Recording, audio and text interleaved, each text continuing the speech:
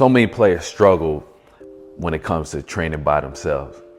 Nowadays, everybody has a trainer, and you wonder why most players play the same or have a similar skill set. It takes a unique approach to be able to improve your skill set by yourself. I'm not saying that it's wrong to have a trainer. It's actually a great thing to have a specialized skills trainer. But it's also important to be able to train by yourself. And when you do that, it just develops a certain level of confidence within yourself, from the conditioning to the shooting to the ball handling to the finishing. And when you have confidence to get those things done by yourself, it shows up on the court. And you see the kid that can handle the basketball smooth. It looks like they just going slow while everybody else is going fast when you're watching them play in the game. Oftentimes, that's developed when you're practicing by yourself. So when you see that kid moving like that, understand that kid is also putting in the work by themselves. Yes, they have a trainer. They do, as most kids do. But they also spend probably an equal amount of time that they spend with their trainer. They're also training by themselves.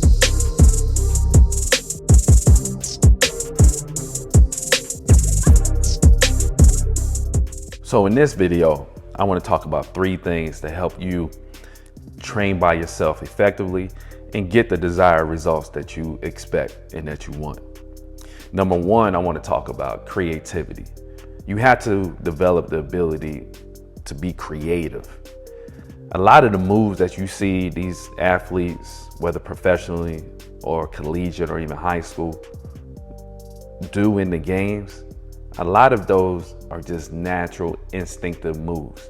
To develop that part of your game, you have to learn how to be creative in your workouts, your individual workouts, not with no trainer, not with multiple people in the gym with you, by yourself. Get comfortable with losing the ball when it comes to ball handling, right? Be creative, work on different combination moves, and allow your body and your mind to be free when you're working out by yourself. Like when I'm training my son, we'll be specific in certain skills that we work on, but I'll also make sure that he creates his own creativity. So maybe for about 10 minutes, I'll tell him, all right, this is what we're gonna work on. We're gonna work on off the dribble moves, but I want you to be creative. Creativity is one of the fastest ways to develop confidence in your ball handling, in your shooting, and in your finishing.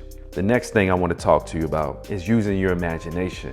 There's an old quote that says, your imagination is creation. And what comes to mind when I hear that quote is that when you're using your imagination, you're allowing yourself to develop something that has never been thought of before. And maybe it has, but you haven't seen anybody do it. So that could be, you could use your imagination when it comes to shooting, ball handling, finishing, dribble moves, different things that can translate into the game. Because a lot of the games that you watch, 90% of it is creativity. A lot of them guys and women don't really practice those moves like 1,000 times.